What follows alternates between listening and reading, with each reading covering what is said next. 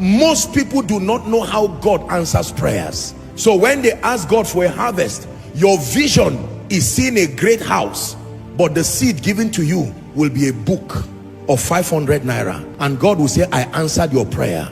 The next time you say, Father, I've been telling you about this 5-bedroom flat, God will say, I gave you since January. And you say, God, but don't lie to me.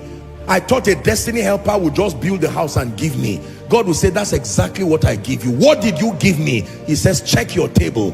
That dusty book right there is the seed that will produce that harvest. Almost everything God will give you will come in a form that does not look like what you are praying for, but contain within it, oh God, give me wisdom. Then God gives you a good friend. And you are saying, but where is the wisdom? He embodied wisdom in one good friend and brought the person to you.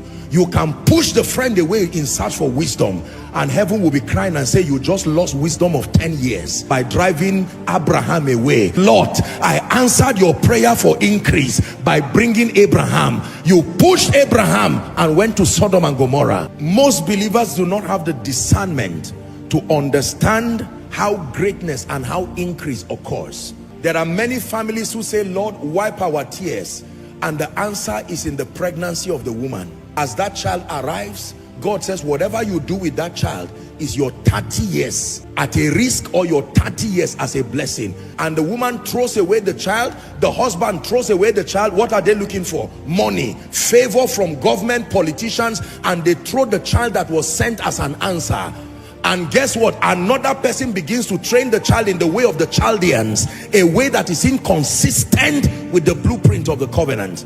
And then that child who is supposed to be a blessing, by age 12 becomes an armed robber. And they go back and say, God, this was not my bargain. He said, well, you wasted your seeds. You asked me for greatness. I answered you in a child. Spiritual things never come in the form that looks like them when they arrive. You will need the eye of the spirit to see. How will the Magi come to bow before a baby? They were not looking at a baby. We cried and cried and cried in our sin and ignorance. We could not help ourselves. And God said, you know what? The Messiah is coming. And all the people kept looking at the signs. They were waiting for a mighty man to come, to open the heavens and arrive with chariots. And while they were looking in Bethlehem of Judea, the answer had come in a little child. And while the whole world was hoping for a warrior who will defeat Caesar and Herod, only the Magi saw the star. They said, something has been answered upon the earth. Let's go and find out. Only God knows how the angels rejoiced when you were born.